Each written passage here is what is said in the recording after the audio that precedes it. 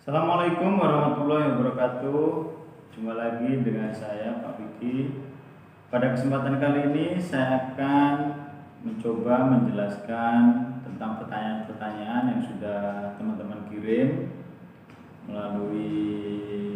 baik melalui WA maupun melalui Google Form. Baik, saya akan menjelaskan satu persatu ya teman-teman ya.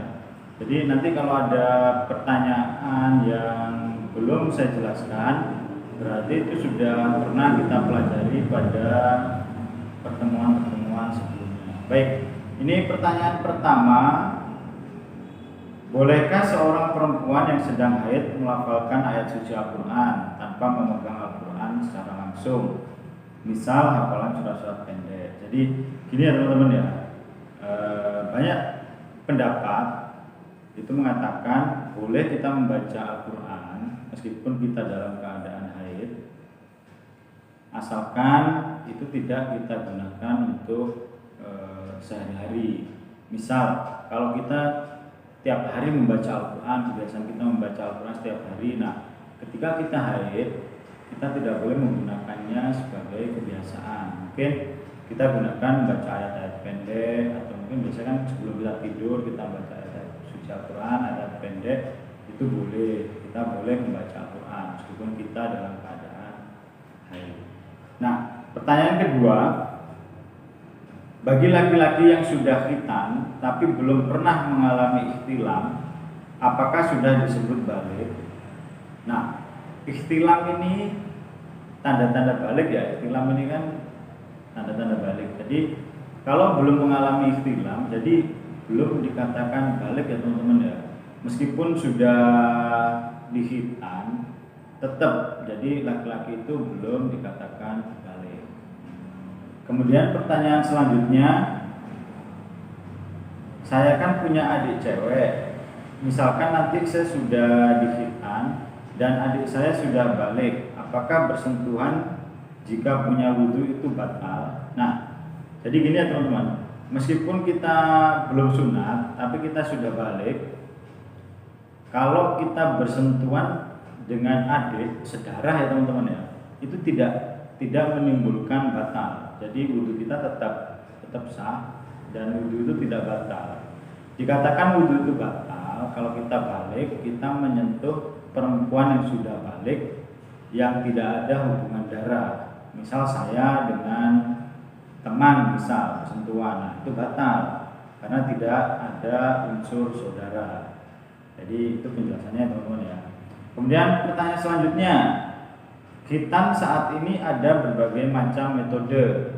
Selain dipotong, ada yang dilaser, digunting dan lain-lain. Ada yang dijahit, dilem dan lain-lain. Apakah metode ini tidak menyalahi syariat Islam? Nah, baik, ini teman-teman ya. Yang namanya khitan, khitan itu kan memotong ujung kemaluan atau bulu. Nah, menggunakan laser itu juga memotong teman-teman. Jadi ujung kemaluan itu tetap dipotong. Jadi menggunakan gunting juga tidak masalah sebenarnya. Yang penting guntingnya itu tajam ya teman-teman ya. Jadi diusahakan memotongnya itu langsung seketika. Jadi tidak boleh, misal kalau kita pakai gunting yang kurang tajam itu kan kesulitan. Nah itu tidak boleh karena menimbulkan efek sakit yang berkepanjangan, bisa jadi nanti infeksi atau apa.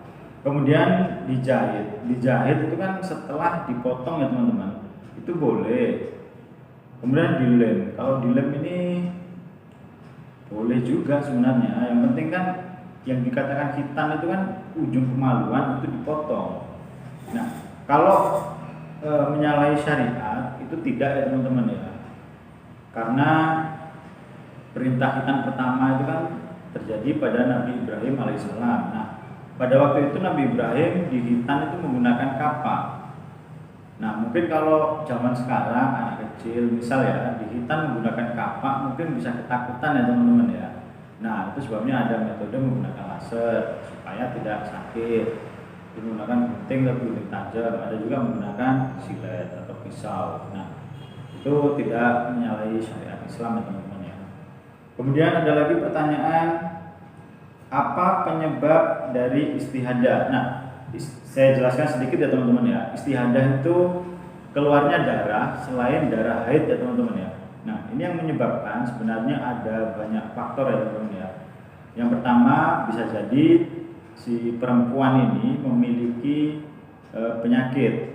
Mungkin ada kanker yang biasa ya teman-teman ya. Itu bisa jadi ada kanker yang menempel di dinding rahim, itu menyebabkan dari istihadah itu tadi. Itu salah satunya teman-teman ya. Kemudian ada lagi kelainan hormon. Nah, itu beberapa penyebab dari istihadah.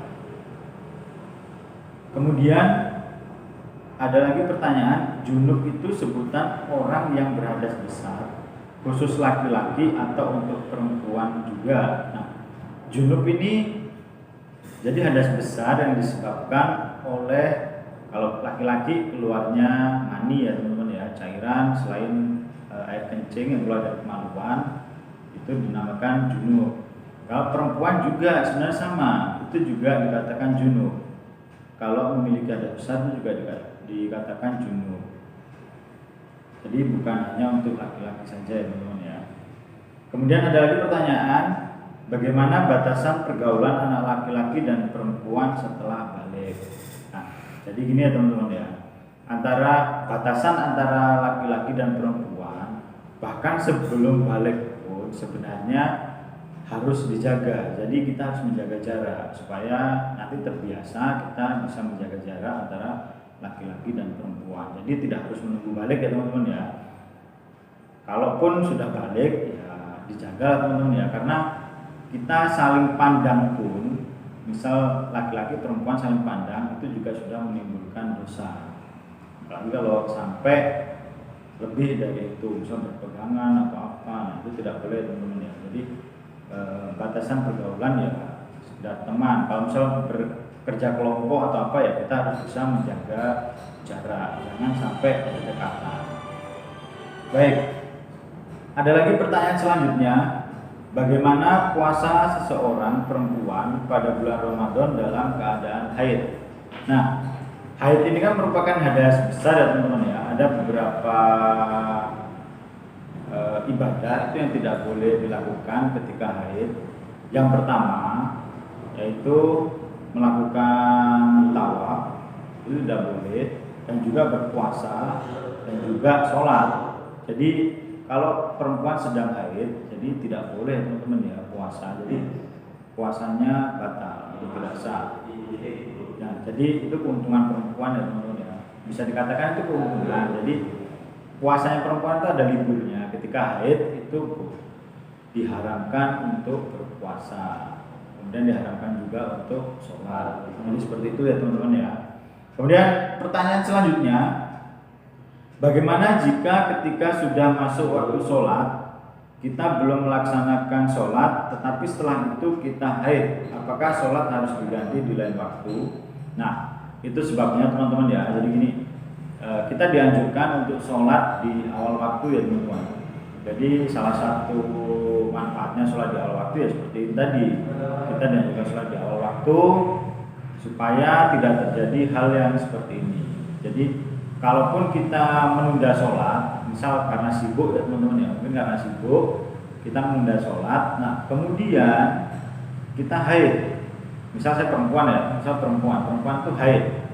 Nah, gimana sholatnya? Ya sholatnya berarti dia punya hutang. Semisal seperti ini, ada seorang perempuan, karena dia masih sekolah misal ya, masih sekolah karena waktu zuhur dia masih belajar, nah belum sholat kan, berarti ya teman-teman ya. Kemudian ketika hendak mau sholat ternyata dia dalam keadaan haid, nah berarti dia punya hutang sholat. Jadi seperti itu, dan itu harus diganti ketika dia sudah suci. Baik, pertanyaan selanjutnya, apa yang dimaksud dengan walimatul khitan? Walimatul khitan itu orang yang memiliki kewajiban untuk menghitan seseorang. Misal saya walimatul khitan ya, ada orang tua dan juga ada keluarga-keluarga terdekat.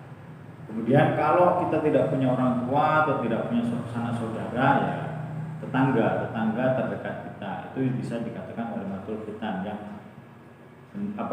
berkewajiban untuk menghitan kita. Jadi seperti itu. Kemudian ada lagi pertanyaan, untuk mandi hadas besar apakah boleh menggunakan air hangat? Nah, jadi penjelasannya seperti ini ya teman-teman ya. Air hangat itu memang suci ya teman-teman. Namun air hangat itu suci tetapi tidak bisa digunakan untuk bersuci. Nah, jadi ada air yang suci tetapi tidak mensucikan. Jadi tidak gunakan mandi boleh, tapi kan tidak bisa untuk mensucikan badan. Nah, jadi jawabannya tidak boleh. Tidak boleh mandi besar ya menggunakan air hangat. Bahkan kita berwudu saja menggunakan air hangat itu tidak boleh. Karena air hangat itu suci tetapi tidak bisa untuk bersuci. Jadi seperti itu ya teman-teman. Ada lagi misal air kelapa. Air kelapa itu kan suci, bersih kan, boleh diminum. Nah, tetapi tidak bisa digunakan untuk bersuci. Jadi seperti itu teman-teman. Ada lagi pertanyaan, apakah boleh mengakhirkan waktu mandi sehingga melewatkan waktu sholat? Tidak boleh teman-teman. Mungkin ini maksudnya mandi wajib ya teman-teman ya. Mengakhirkan waktu mandi sehingga melewatkan waktu sholat. Tidak boleh teman-teman. Karena sholat itu kan hukumnya wajib. Semisal sekarang sudah masuk waktunya duhur. Nah, saya dalam keadaan junub misal. Nah, berarti saya harus segera mandi besar. Kalau saya menunda-nundanya, berarti kan sholat saya hilang nanti ya. Otomatis kita punya dosa sholat tadi. Jadi seperti itu. Kecuali kalau puasa ya teman-teman ya. Misal puasa, kita puasa ya, hari ini puasa. Nah, ketika jam 10 misal 10 pagi, ternyata kita mengeluarkan cairan yang keluar dari kemaluan selain kencing atau bisa disebut dengan mani, kita keluar. Nah, berarti kita junub kan. Nah, kalau misal kita mandinya kita tunda di waktu zuhur itu tidak apa-apa, karena kita tidak meninggalkan sholat teman-teman ya. Jadi itu tidak apa-apa. Kalau meninggalkan sholat itu tidak boleh. Baik, pertanyaan selanjutnya, bagaimana urutan mandi wajib yang sah menurut Pak Asif? Karena ada berbagai macam pendapat. Oke, teman-teman, jadi gini ya, menurut pendapat saya teman-teman. Karena ini pertanyaannya menurut pendapat saya, jadi saya jawab aja ya. Yang namanya mandi wajib itu kan harus membasahi seluruh badan. Jadi urutannya, kalau kita mengambil wajibnya saja, ya kita berniat terlebih dahulu, kemudian kita mandi mulai dari ujung kepala sampai ujung kaki itu harus basah semua. Jadi semua badan itu harus basah. Itu kalau kita mengambil wajibnya saja. Tapi kalau kita ingin mengambil sunnahnya juga, ya kita sebelum mandi kita berwudu terlebih dahulu. Terus kemudian kalau kita menyiram badan, kita mendahulukan anggota badan yang kanan. Nah, itu kalau kita mengambil sunnahnya juga. Itu menurut saya. Karena pertanyaan kalian menurut saya, ya saya jawab menurut saya. Baik, pertanyaan selanjutnya, bagaimana hukumnya ketika kita sholat ternyata kita mengalami haid? Nah, jadi gini ya teman-teman. Ketika seorang sholat, perempuan sholat ya teman-teman, merasa ada yang keluar, misal itu cairan keluar dari kemaluannya, sebaiknya sholatnya dihentikan terlebih dahulu. Nah, kita bisa ngecek, misal kita pergi ke kamar mandi, dicek, nah itu cairan apa? Karena itu sudah bisa membatalkan sholat. Apalagi kalau yang keluar ternyata haid, darah haid ya teman-teman, itu sudah batal. Kalaupun dilanjutkan, jadi ada penelitian ya teman-teman. Saya pernah baca buku tentang penelitian tentang haid. Jadi kenapa ini menurut buku ya teman-teman, bukan menurut syariat Islam. Jadi kalau Islam kan diharamkan sholat. Nah ternyata kalau orang yang non muslim itu sampai diteliti teman-teman. Jadi kenapa sih kok orang Islam tidak membolehkan perempuan yang sedang haid untuk sholat? Nah ternyata ketika sujud itu darah itu akan keluar semakin banyak teman-teman. Jadi itu menurut penelitian ahli medis, ternyata ketika perempuan sujud itu darah akan keluar semakin banyak. Nah, bisa juga mengakibatkan pendarahan, kehabisan darah, dan juga menyebabkan kematian. Nah, dalam Islam itu kenapa kok diharamkan perempuan sholat ketika dalam keadaan haid? Jadi hukumnya ketika kita sholat ternyata haid, ya sholatnya batal atau tidak sah. Jadi seperti itu ya teman-teman. Ada lagi pertanyaan, mengapa perempuan atau wanita mengeluarkan haid? Jadi gini ya teman-teman, saya akan menjelaskan sedikit. Jadi kalau laki-laki itu memiliki sel namanya sel sperma atau dikatakan air mani. Nah, kalau perempuan itu memiliki sel itu namanya sel telur. Nah, sel telur ini berada di rahim perempuan. Nah, sel telur ini ketika sudah matang dia akan pecah. Nah, ketika pecah itu bentuknya berupa darah, itu dikeluarkan melalui kemaluan. Nah, itu yang dinamakan haid.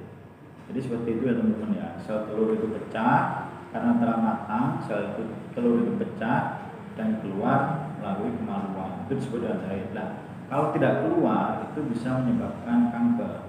Itu berbahaya sekali. Jadi seperti itu. Kenapa kok perempuan haid? Pertanyaan selanjutnya teman-teman, seorang laki-laki non muslim apakah boleh berkhitan? Boleh. Jadi meskipun non muslim itu boleh berkhitan, tergantung mereka mau nggak berkhitan. Karena berkhitan itu kan tujuannya kan untuk membersihkan kemaluan ya teman-teman. Jadi kita memotong ujung kemaluan, tujuannya agar kemaluan itu menjadi bersih. Jadi seperti itu. Kalaupun non muslim mau berkhitan ya nggak apa-apa, boleh saja. Baik, pertanyaan selanjutnya, apakah perempuan boleh melaksanakan sunat atau khitan ya? Bagaimana caranya? Jadi perempuan melaksanakan khitan itu boleh karena dalam Islam hukum khitan bagi laki-laki kan wajib, sedangkan bagi perempuan itu hukum khitan itu sunat. Nah, jadi boleh.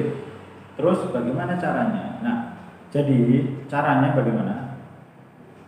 Sama saja memotong kemaluan, namun berbeda dengan laki-laki ya teman-teman. Kalau perempuan bagaimana caranya berkhitan? Jadi dengan memotong sedikit ujung kemaluannya, sedikit ya teman-teman ya, jangan banyak-banyak. Jadi sedikit, yang penting luka terpotong sedikit saja itu sudah dikatakan khitan untuk perempuan. Baik, pertanyaan selanjutnya, mohon penjelasannya Pak, untuk mandi wajib setelah haid dan nifas, apakah boleh tanpa berwudu ya Pak? Oke, wudu sebelum mandi wajib atau mandi nifas itu hukumnya sunnah, jadi boleh. Karena yang penting itu rukunnya saja ya, rukun. Jadi yang penting itu kita niat, kemudian membasahi seluruh badan. Nah, itu yang tidak boleh ditinggalkan. Jadi niat sama membasahi seluruh badan. Kalau wudu boleh kita tinggalkan karena itu sunnah. Baik. Pertanyaan selanjutnya, apakah seorang yang akan masuk Islam, mualaf ya, wajib berkhitan meskipun kadang mereka sangat takut karena usia telah dewasa bahkan tua. Jadi kalau seorang mualaf berarti kan baru masuk Islam ya teman-teman. Kalau mereka sungguh-sungguh masuk Islam, pasti mereka akan menjalankan syariat yang ada di agama Islam. Karena Nabi Ibrahim sendiri itu dikhitan itu pada usia 80 tahun. Nah, 80 tahun bayangkan, berarti kan sudah tua ya teman-teman ya. Kalau mualaf pun ya, kalau mereka mualaf ya laki-laki ya harus dikhitan. Karena itu salah satu bentuk dari bersuci. Jadi kalau merasa takut, kita kan bisa pakai laser, kan nggak sakit. Jadi nggak perlu takut lah. Jadi seperti itu ya teman-teman ya. Jadi tetap harus dikhitan.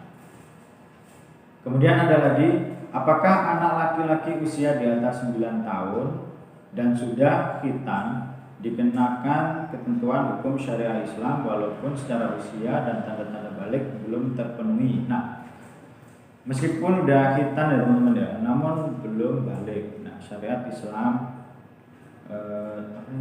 hukum syariat Islam walaupun usia tanda balik belum dikenakan ketentuan hukum syariah. Jadi sebenarnya kalau meskipun belum balik ya teman-teman ya, meskipun udah dihitan, jadi kalau sholat sebenarnya, kalau sholat ya, contoh sholat misalnya Islam, kalau sholat usia 7 tahun itu seharusnya sudah harus dilaksanakan.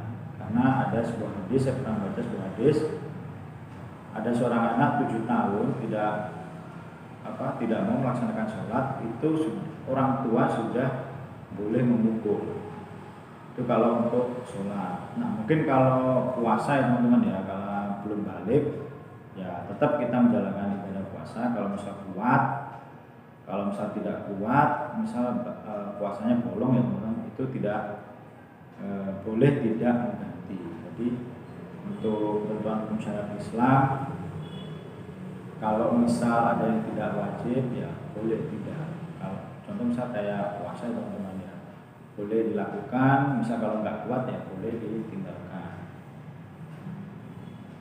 Kemudian ada lagi pertanyaan, seorang laki-laki yang sudah balik tetapi belum melakukan khitan, apakah sholatnya tidak sah? Nah jadi gini ya teman-teman, banyak pendapat bahkan dari beberapa ulama mengatakan, ada yang mengatakan sholatnya tidak sah, ada yang mengatakan juga sholatnya tetap sah. Jadi sebenarnya meskipun belum dihitan, sholat kita lakukan, yang penting kita sudah bisa bersuci ya. Sebelum sholat kita tidak memiliki hadas kecil maupun hadas besar. Nah tetap itu sholatnya tetap sah-sah saja, meskipun belum dihitan tetap sah.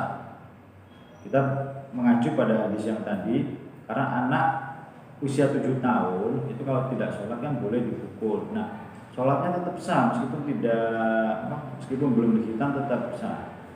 Jadi seperti itu teman-teman. Jadi untuk teman-teman yang belum dihitan, jangan takut ya teman-teman. Saya juga pernah dulu dibully ya istilahnya, dibully teman-teman saya dulu. Wah ini belum dihitan, sholatnya nggak sah, nggak boleh ke masjid, gini. Nah, tetap sebenarnya sholatnya itu sah. Yang penting kita sholatnya tidak memiliki hadas kecil maupun hadas besar. Orang yang akil balik disebut dengan mukallaf atau mukallaf. Nah, jadi yang benar itu L-nya double ya teman-teman ya, mukallaf. Jadi di situ kalau ditulis menggunakan huruf Arab atau huruf hijaiyah, jadi di situ ada tasdid. Lamnya itu bertasdid, sehingga kalau ditulis menggunakan huruf Indonesia seharusnya lamnya 2 ya, mukallaf. Nah itu pertanyaan tentang mukallaf atau mukallaf. Selanjutnya ada lagi pertanyaan, apakah seorang yang mengalami menstruasi tidak boleh memotong rambut? Nah tidak boleh teman-teman ya. Baik, ini untuk teman-teman yang perempuan yang sudah balik maupun yang belum, jadi biar tahu ya teman-teman ya, kalau kita sedang haid, perempuan sedang haid, tidak boleh memotong rambut. Pertama, tidak boleh memotong rambut. Yang kedua, tidak boleh memotong kuku atau memotong bagian tubuh yang lain. Itu tidak boleh, karena ketika perempuan menstruasi itu kan perlu disucikan terlebih dahulu ya teman-teman ya. Nah, kalau kita memotong rambut dan kita buang, nah berarti rambut tersebut itu belum disucikan. Jadi ada yang berpendapat juga seperti ini teman-teman. Kalau misal kan terkadang rambut kita kan rontok ya teman-teman ya. Nah, rambut yang rontok itu tadi ketika perempuan sedang menstruasi, rambut yang rontok itu tadi harus dikumpulkan, tidak boleh sampai hilang. Nah, ketika kita mandi besar untuk mensucikan badan, nah rambut tersebut harus ikut untuk disucikan. Jadi seperti itu ya teman-teman ya. Memotong kuku itu juga tidak boleh. Baik. Pertanyaan selanjutnya, usia berapa untuk berkhitan pada umumnya bagi laki-laki? Nah, untuk usia ya teman-teman ya, usia berkhitan tidak ada, saya belum pernah menemukan hadis usia berapa pada umumnya itu berkhitan. Karena ada yang berkhitan setelah lahir itu ada, kemudian ada yang berkhitan itu masa anak-anak, Kemudian ada juga yang berkhitan ketika remaja, ada juga yang berkhitan ketika dia telah balik. Jadi untuk pada umumnya itu tidak ada ya teman-teman ya. Tergantung, kalau kita di Indonesia itu tergantung daerah masing-masing. Kalau saya dulu di Lombok, karena saya dulu besarnya di Lombok teman-teman ya, di sana itu sebelum SD itu sudah harus dihitan. Nah kalau di Jawa ada biasanya kan kelas 6 ya, kelas 6 SD atau ketika SD dihitan. Jadi kalau usia berapa itu tidak ada teman-teman ya. Yang penting tidak sampai melebihi usia tua ya teman-teman ya. Mungkin kalau baru-baru balik itu dihitan masih boleh. Baik. Nah, itu saja teman-teman ya, pertanyaan-pertanyaan yang berasal dari teman-teman. Mungkin kalau ada pertanyaan yang tidak saya jawab, saya ulangi ya teman-teman. Ada pertanyaan yang tidak saya jawab, itu karena pertanyaannya mungkin ada yang sama dengan teman-teman yang lainnya. Ada juga yang pernah kita bahas pada materi sebelumnya. Baik. Akhir kata, assalamualaikum warahmatullahi wabarakatuh. Terima kasih.